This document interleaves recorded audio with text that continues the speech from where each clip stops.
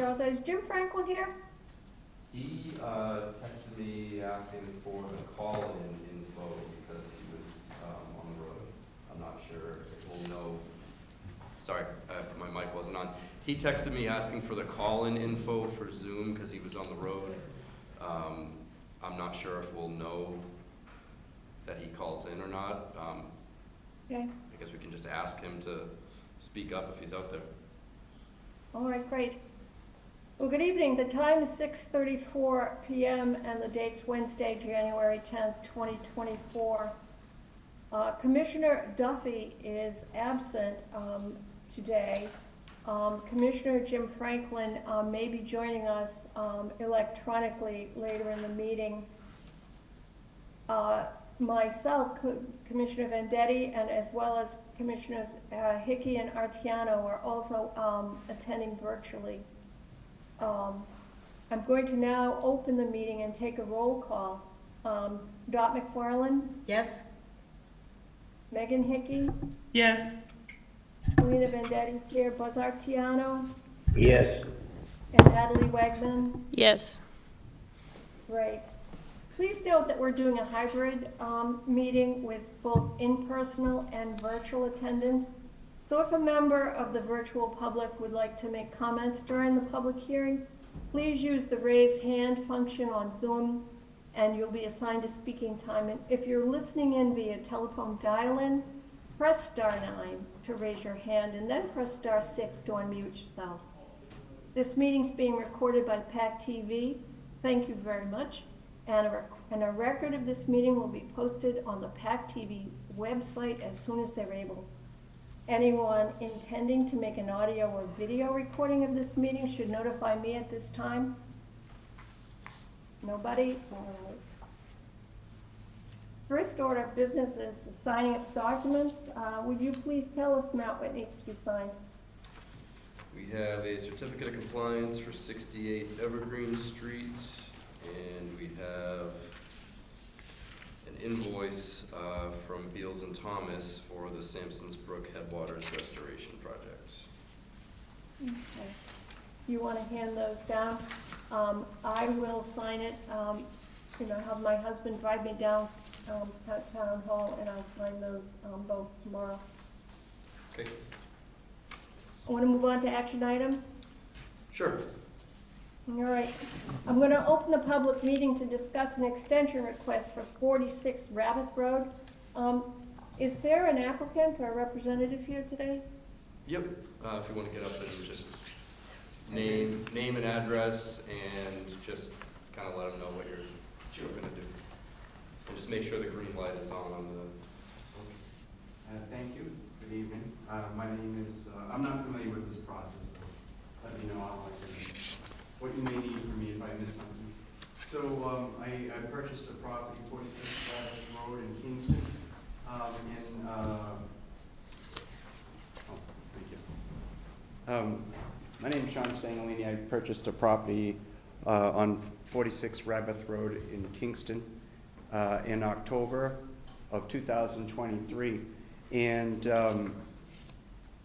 the people that owned the property prior to my wife and I purchasing this property had gone through a number of steps in the process of building a home on that property. There is an old cabin there, and so in that process, the previous owners had went through the Conservation Commission and had a Conservation Commission orders of condition document approval.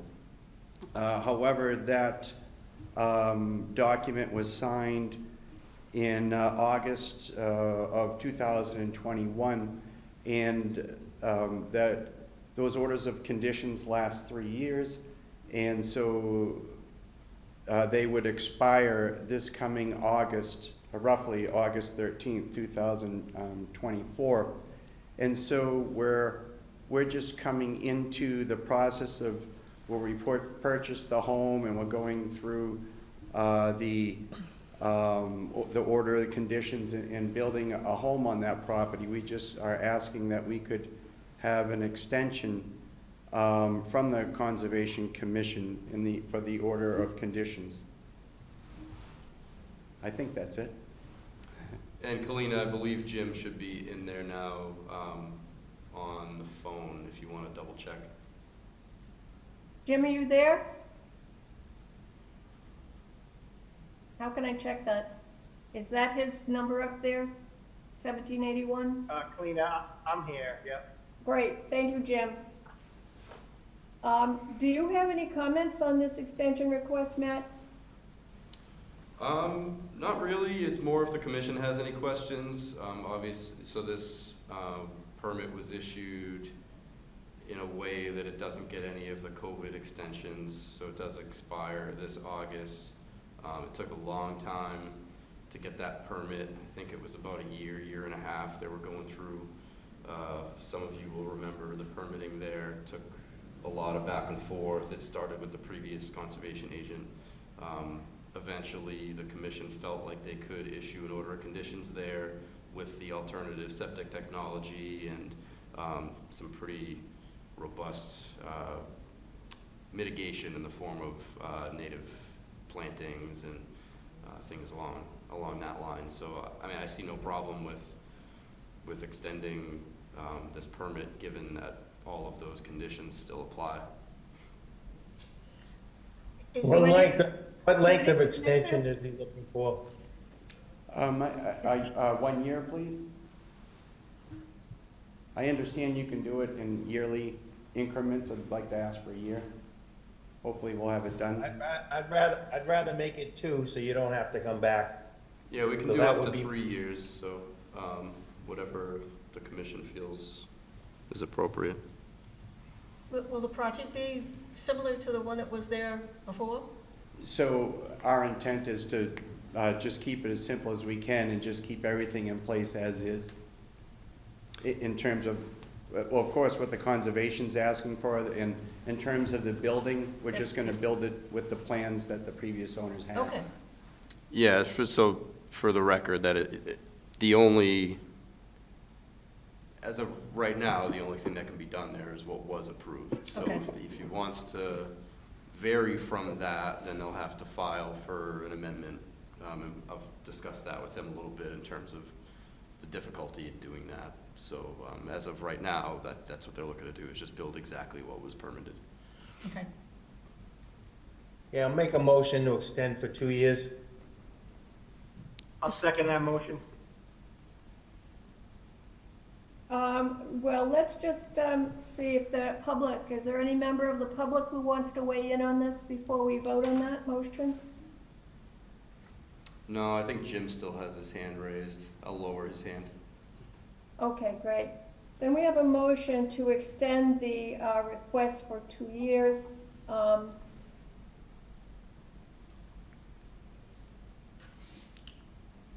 going to do a voice call. Do we have a second? Do we have a second? Yes, Okay. I didn't hear. Who's a second on that? Jim, right? Jim was the second. No. Jim was the second. Jim, okay, great. Dot? Yes, Jim? Yes. Megan? Yes. Selena's yes. Buzz? Yes. And Natalie? Yes. The motion passes unanimously. Thank you very much. Thank you kindly for your time. Have a good night. You guys too, thank you. Good night. I will now open a public meeting to discuss the Mass Trails letter of support. Matt, do you have any comments on that? Yeah, so Juliana's taking charge with putting an application in to Mass Trails. Mass Trails is the grant program that funded the a strong majority of the Mulligan's Pier construction project. And what we're applying for, I think I've talked about it before, would be called the Bates Pond Accessible Trail. It would go from the area of the senior center and be a boardwalk through the wetlands there to get out to the uplands that we have known as the evergreen lots on the other side.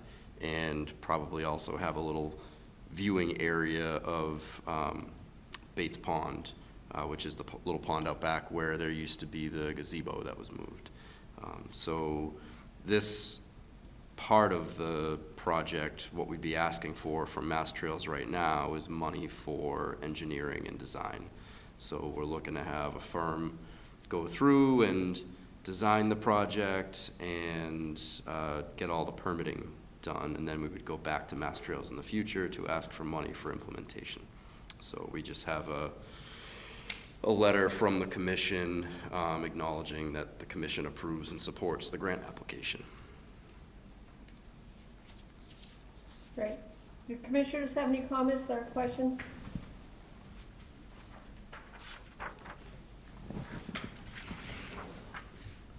Can you hear me? Yes.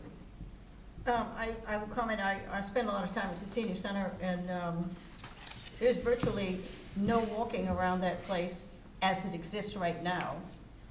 And people have actually asked for something, and so this is a really good idea, I think. Yeah, this really was Dot's idea. She came into my office, I think about a year ago, and asked if there was any place in town the seniors could go to walk on some nice flat trails, and I said, well, no. But, so we're gonna try to get there, hopefully. Do we have any public comments on that? Don't see any. Don't see any. Do I hear a motion to sign the letter in support of the Mass Trails Grant Project? I'll make the motion. I'll make that motion. Who made that motion, Dot? Yep. Is there a Second. second? Okay, great. Let's see, all in favor, Dot? Yes? Jim? Yes. Megan? Yes. Selena's a yes. Buzz? Yes. And Natalie? Yes. All right, so that is unanimous. Thanks a lot. We're going to move on to enforcement. There's nothing under enforcement, is that correct? Yeah, on that, there's nothing under enforcement. There are a handful of things that are in various stages of, I don't know how to word this,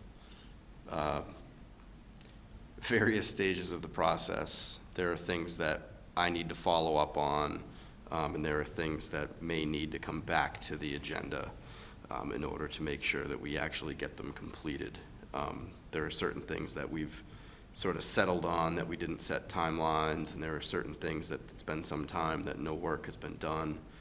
So for now, there's nothing on the agenda, but I would expect that's not going to be the case going forward. Okay, great. We're going to move on to meeting minutes. Is there a motion to, has everybody had a chance to review the minutes of November 8th, 2023, with the exception of you, Commissioner Arteano, who wasn't here? Yes? Yeah. Yes. We're going to have is there a motion to approve the minutes of November 8th, 2023?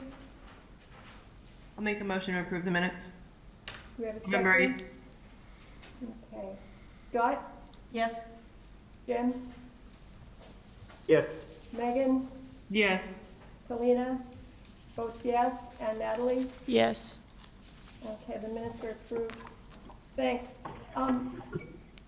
Matt, do you have a presentation for the Camp Nikon Forestry Plan? Yeah, and not so much, an actual presentation on the screen or anything. If any member of the public is out there, that's available on our website, so kingstonma.gov. Go to the conservation page, and we have the PDF document embedded in there. I think it's around 55 pages or so. So the state, Massachusetts DCR, Department of Conservation and Recreation, has their whole forestry program, forest stewardship program, and we had 3 properties in town, or conservation properties, that had forest management plans. I believe they were all done around 2010, and they're supposed to last for 10 years. So they all expired, I think about a year before I started here.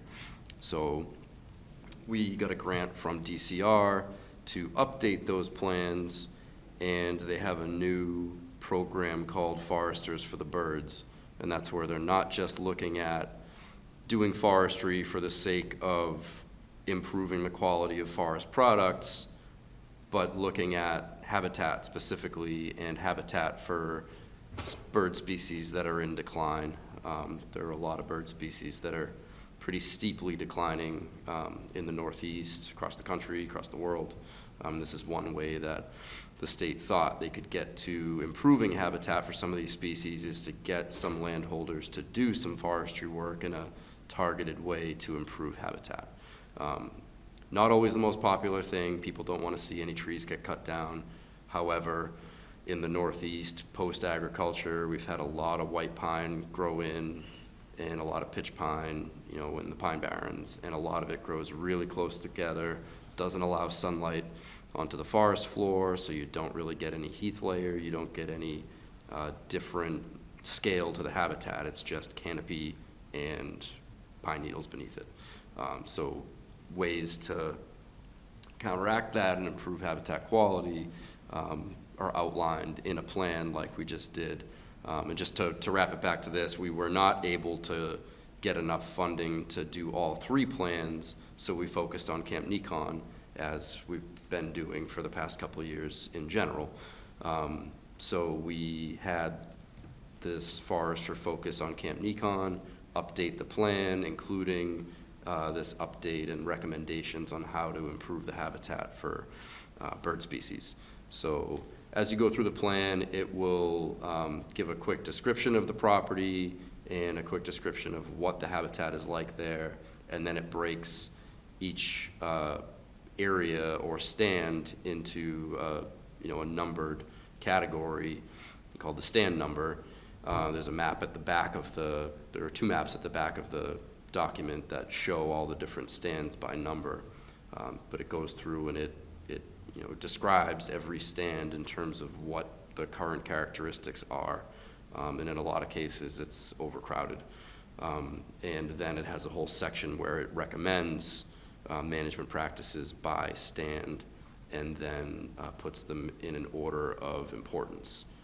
So most of what it's talking about is single tree harvest or selective tree harvest. There's nowhere where it's suggesting that we do anything approaching a clear cut, even small patch clear cuts. It's really going through and taking individual trees in order to increase sunlight getting to the forest floor, improving the density and growth of heath species in the understory, like lowbush blueberry, huckleberries, some of the species that provide a lot of berries as food for wildlife, and also their leaves are food for a lot of different insect species.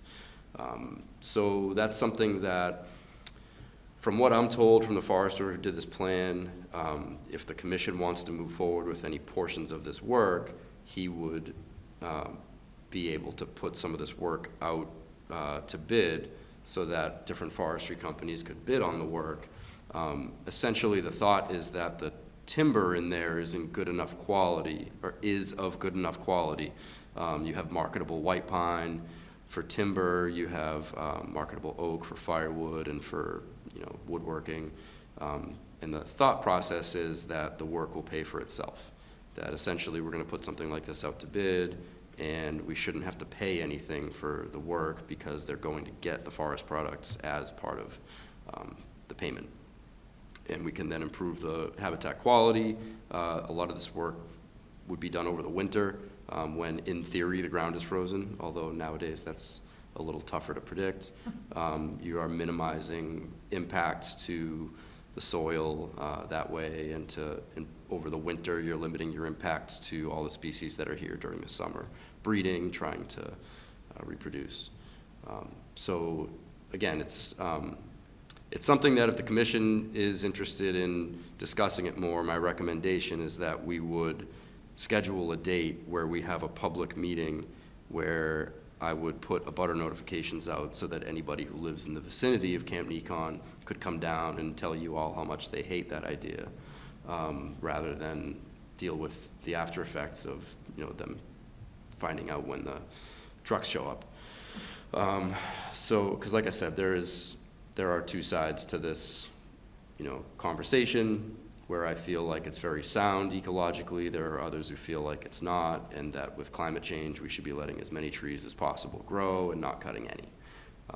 So if the commission's interested, I would recommend that we set a date at a future meeting, and that would allow me to put the abutter notifications out there and just try to get some more information out there to the public so that we could actually have a dialogue if people are concerned.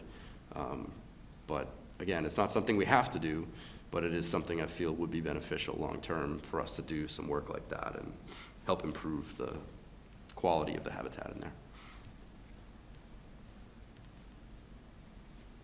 Matt, does the commission need to vote on that sort of thing, or is that just something we can come to a consensus about?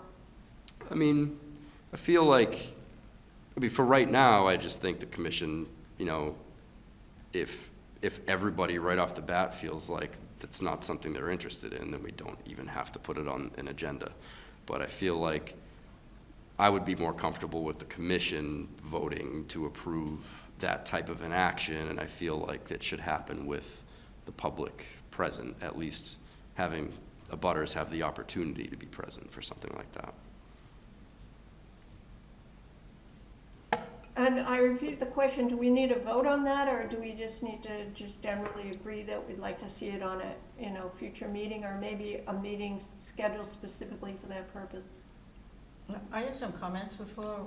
Yeah, I don't think we need a vote. I just think, if the commission has any comments or questions right now, that's fine. And then if nobody in the commission objects to putting it on the agenda specifically, then I think we would probably put it on an agenda for, I don't know, a couple months out, like maybe late February or early March. I mean, it's not something, we wouldn't be looking to do this work this winter, we'd be looking at next winter, so it really doesn't matter much what the timeline is. Dot McFarland, you had some comments? Questions? Yeah, I read the whole thing today. The whole thing? It was a long, yeah. And it plunges right into some scientific stuff.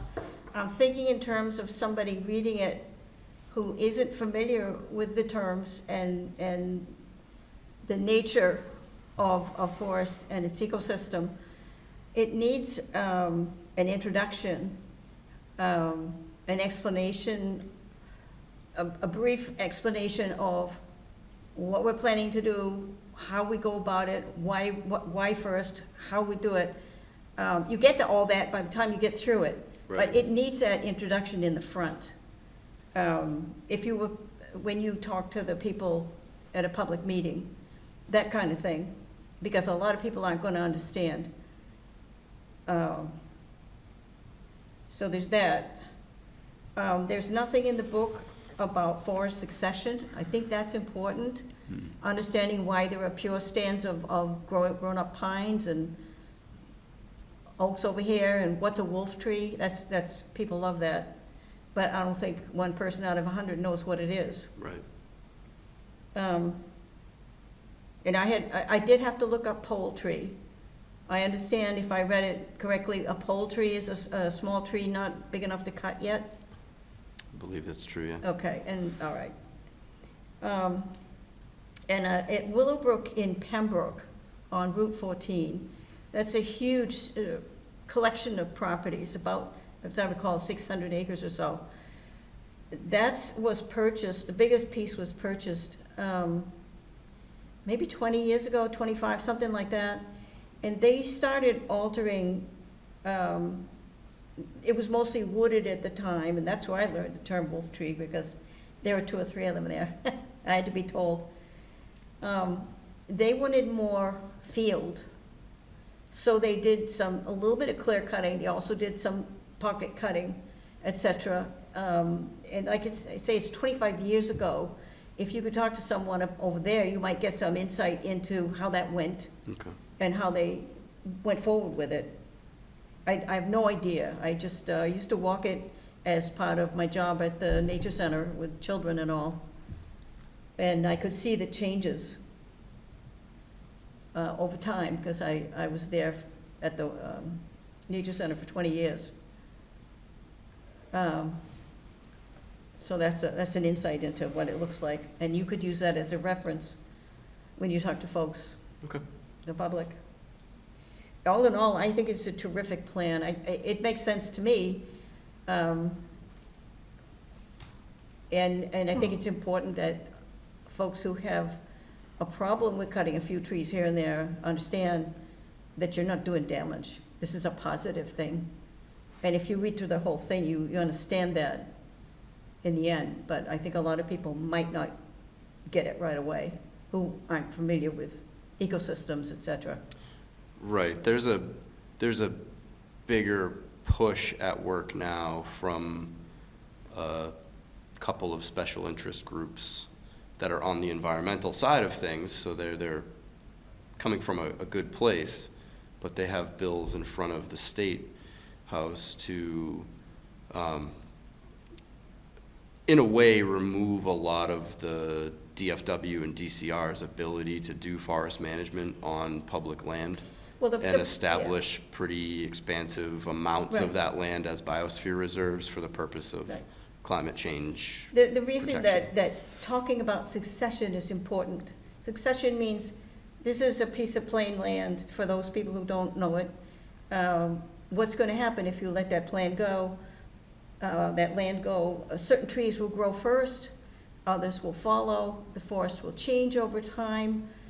There are pockets in the forest from fires that aren't put out, because we put fires out now. But nature will make pockets. A large tree in the forest, older, will die, fall down, and crash into a bunch of others and make a hole in the forest. This is part of the natural ecosystem. As it's pointed out, you need bits of dead trees and branches, et cetera, on the floor for animals that live on the floor, for hiding, for berries, for nests, for whatever. We are doing what nature would do if it were back to nature. Yeah. So I think that's, the people who are pushing against not cutting any trees don't understand the need and the necessity for making holes in the forest, because the ecosystem will completely change if you do. And that's pointed out in the article. That's one part of the report, I think, that comes through, is in almost all stands, they say it's even aged and there's very little woody debris. Right. And they talk about all the woody debris from Right. certain storm events comes down at the same time, which means it then decomposes at the same time, So it's all essentially, gone. and goes away, and Yeah. there's no, nothing there for structure. So I think that's part of, through doing this clearing, it's going to open up some sunlight and also create piles of that, Right. type of woody debris that can become habitat itself. Yeah. Yeah. Right, I'm sure there are more discussions we can have on this, but seeing as it's past 7 o'clock, I would like to move to Section A under public hearings. Section A, on 3 Grandview Avenue, there was a notice of intent for the proposed construction of a second-floor addition to the existing house. It's located within a narrow wetland resource area. The applicants requested a continuance to January 24th, 2024. And do you have any comments on continuing that, Matt? Nope. Any comments from the commission? Are there any comments from members of the public on that? Do I hear a motion to continue to 2024?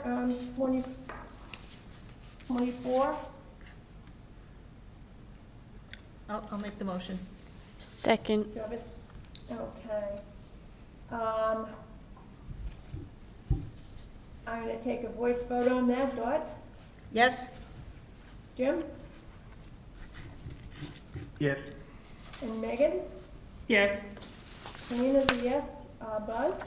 Yes. And Natalie? Yes. So this is going to be continued to January 24th, 2024, 7 p.m. Thank you. On Section B, under public hearings, it's 77 Country Club Way. And this is the notice of intent for the proposed construction of an in-ground swimming pool with an associated patio, accessory building, retaining walls, landscaping, the associated grading, and this is within the buffer zone of a bordering vegetative wetland. So I open the meeting for this proposed construction. Do we have any comments from you, Matt? We have Brad Holmes from ECR here to give a presentation on it. Okay, Brad, are you ready? I am, thank you. Good evening, members of Thank the you. commission. Brad Holmes with ECR on behalf of Ben and Wendy Conway for their property at 77 Country Club Way. If it's possible to pull up the plan, I can point to it. But we've submitted a notice of intent for a proposed in-ground pool and accessory structure within the buffer zone. The property at 77 Country Club Way contains a single-family home with a driveway, landscaping, patio in the rear. It's a fairly large forested parcel as it heads to the north. There is You have that flash drive, Brad? I do. Sorry.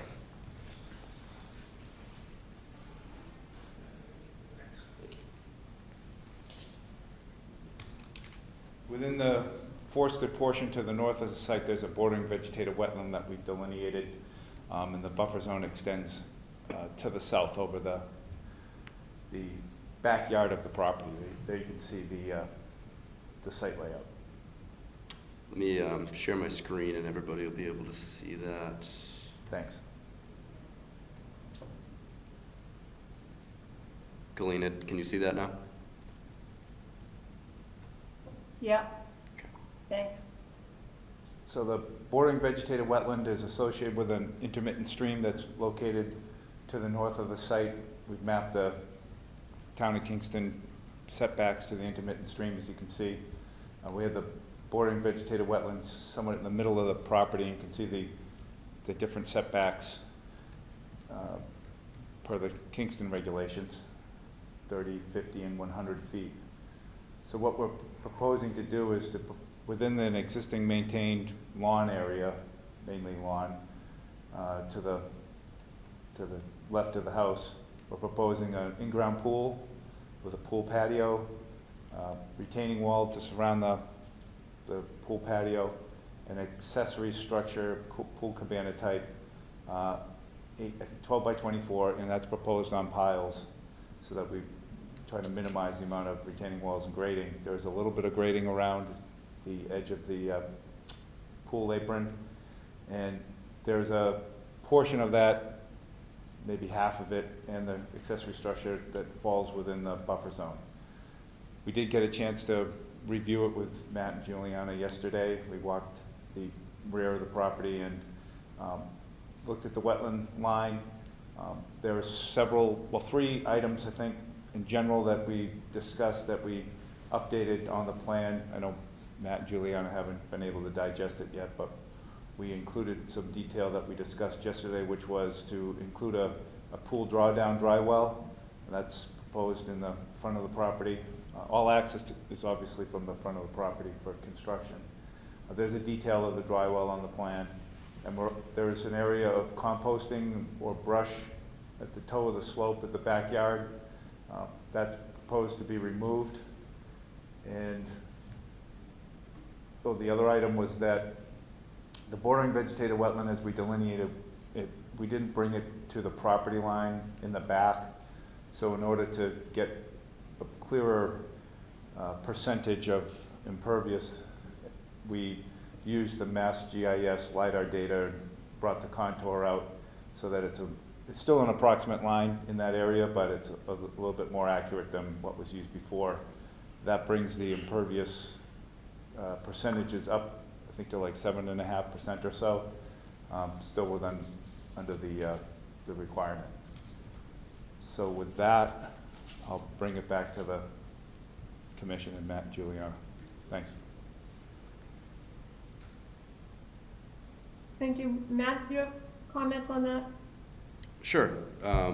So one of the things that we discussed was that there was an existing patio right here behind the house, and just from a quick aerial imagery for this particular property for some reason is not particularly good, but it appeared like it was not part of the original construction of the house and that it wasn't permitted.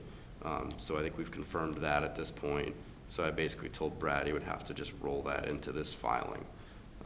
Basically to have this filing cover that patio as work already completed. It's in, again, the outer stretches of jurisdiction. It's outside of 50 foot, and it's well outside of the riverfront area, which the 200-foot riverfront area here in purple from an off-site, I believe, intermittent stream, but stream nonetheless. So that has been done now, and as Brad just said, they did this right here just to get that connected. Now that leads to a question that we need to deal with eventually in our regs, which is that the way we calculate impervious surface, and the reason why I asked them to do that stretch, it makes sense, they only delineated the portion of the wetlands that was, near the project, but when calculating impervious surface, you're calculating the amount of the lot within the buffer zone within jurisdiction and doing a calculation based on that. But in our regulations, it says it a lot more plainly. It just says the amount of the lot in jurisdiction. So I think the way that they've calculated this, if I saw correctly, was there were 45,000 square feet within jurisdiction, and that's what the numbers were based off of. I calculated around 41,000 by removing the BBW from the calculation. That still only ends up being a proposed percentage of 8.1. So it doesn't really affect it greatly in one way or the other, but at some point we do have to clean up our language in order to make sure that we have support in requiring that those calculations are not including wetland areas, because it doesn't make sense for them to include wetland areas. We're talking about effects to wetlands, so the wetlands themselves shouldn't count as part of that non-impervious area. So anyways, it's just a side note. I don't think that's going to be contentious on this filing because it doesn't affect it. It's about a 0.5% difference. So we're well under the 15%. All of the activities meet the appropriate setbacks, being outside of the 50 foot. They put the dry well in there because that was my only other consideration. This is on top of a pretty steep hill that leads down towards that wetland, so we'd want to make sure that we have any conditions in there specifying that no water can be drawn down on the property in a way that would run down that hill. So now they've added the dry well in there. Dry well, we can take a look at the dry well detail as well, but I really don't have any issue with this. It seems to meet all the performance standards of WPA and KWPR. So you are waiting for a response still from Natural Heritage? We did receive You it. did? Yes. And I imagine there was nothing to it? Right, a note, yeah. Because we're not clearing any trees. It's all within an area that was existing lawn. So honestly, it's a pretty easy one. I would recommend issuing, if the commission has any questions, obviously speak up, but otherwise I'd recommend issuing orders of conditions with all the typical special conditions we include relating to swimming pools, particularly prohibiting drainage towards the wetlands, and conditions related to prohibiting the dumping of yard waste and removal of the yard waste as well. Thank you. Are there any commissioners who want to make comment on this? I think the only thing that I'd like to see added to the special condition, and I appreciate, Matt, that you added the dry well, is that in the orders of condition, it clearly states that any discharge from the pool filter has to be piped into that dry well. I know that's an assumption, but let's just make it crystal clear. Okay. What type of pool is this? I don't have an answer on that. I think that probably everyone seems to be using the salt cartridge. I assume it's that. I don't have the specifics for you on that, though.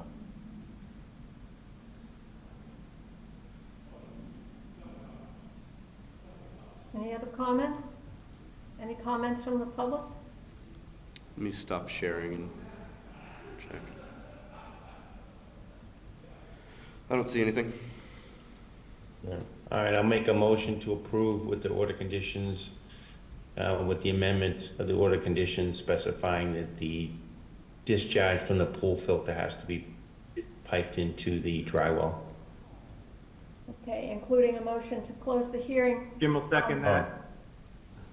And do we Yeah, have, including a motion to close the hearing. Ah, yes. and Jim seconds that? All right. Yep. Dot, Yes? Jim, Yes. Megan, Yes. Kalina's a yes, Buzz, Yes, and Natalie. Yes. Well, that's a unanimous approval from the commissioners present. Thank you very much. Thank you, have a good night. Thanks, Brad. Thanks. Good night. Here, you can have your. Moving on to section C, public hearings under section C. This is off Anderson Avenue, 0 Sawmill Drive. This is a notice of intent for the proposed construction of a 3.2, what is that measurement? MW,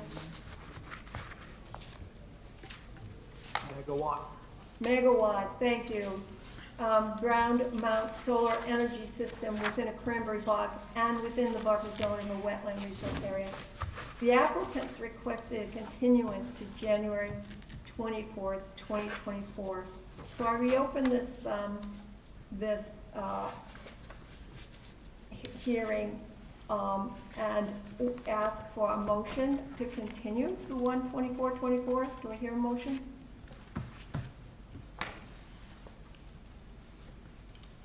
I'll make the motion. Second. I was just about to say, I Speak guess at we're not gonna continue to, okay, we have a motion by, Dot and a second by Jim. Did you second that, Jim? Okay. Sorry. Yep. Hold on a second. We're gonna continue this, to, January, 24th, 2024, section C. If we voted, Dot, Yes? Jim, Yeah. Megan, Yes. Selena's a yes, Buzz, yes, and Natalie. Yes. That's unanimous of the commissioners present, so that's going to be continued to the 24th. There's nothing else on my agenda, so I'm ready to move forward to closing remarks, unless there's any objections. Kalina, do we want to drop back on the discussion about the forestry plan? What do you mean? Do we want to continue talking about that? I thought that we were, yeah, I thought that we left that one open just because we. Did we leave it open? Public hearing, so. Yeah, let's go Yeah, back. I believe that, then. I believe that the discussion was just, just to discuss whether or not we want to put that on the agenda. So I don't even know if it has to be a vote or if it's just we want to voice, that we all feel that we should do that in a public forum. I don't know that we need a vote for it, but I would certainly like to discuss that in a public forum so everybody can get their input in as part of that process. Yeah, I don't think we need Do you have an opinion? Do I don't think we vote need on a it? vote for it. I think just sort of I mean, if the whole commission seemed to think like, no, we don't even want to entertain this, then there's no point in bringing it to a public meeting. But if most members of the commission feel like we should discuss this, then I can maybe put it on for like, I don't know, the end of February or the first meeting in March. yeah, I vote to put it on the agenda and have a meeting. Okay, I I would second support that. Okay, well, we're gonna vote on it, we might as well do a voice vote, to put it on. Dot Yes? and Jim Yep. and Megan Yes. and Kalina's yes, and Buzz Yes, and Natalie's a yes. Yes. Natalie added Yes. Sorry, Natalie. So that's unanimous for the commissioners present, so that's great. Are we all set with that? Yeah, just some people should stop by and sign docs at some point. Okay. All right, I will stop by, have my husband bring me down tomorrow. The next meeting will be held on the 24th of January, 2024. It will start at 6:30 p.m. It is 7:18 now. Do I hear a motion to adjourn? I'll make that motion. Second? Thank you. And thank you. Dot, Yes. Jim, Yes. Megan, Yes. Helena's yes, Buzz, Yes? and Natalie. Yes. Great, thank you. We'll see you then. That motion carries. Thank you very, very much. All right, guys.